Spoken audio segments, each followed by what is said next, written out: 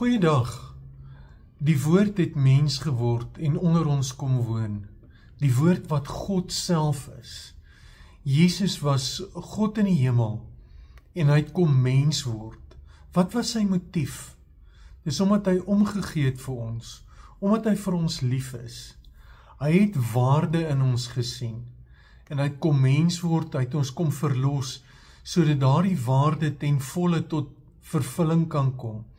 Dat ek en jy kan voel en weet dat ons betekenis het, dat ons waarde het, dat ons 'n doel op aarde het, dat ons 'n doel het in die lewe, hierdie lewe wat by hom begin in ons verhouding met hom en nooit ophou nie.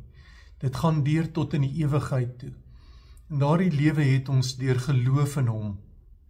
Jesus kom as die lewende woord, kom word mens, kom lewe tussen ons, kom beleef wat ons lewe, kom ervaar wat ons ervaar, sodat hy kan verstaan en dat as ons na hom toe gaan, ons kan weet dat ons 'n God aanbid, wat werklik verstaan, wat beleef het, en wat lewe.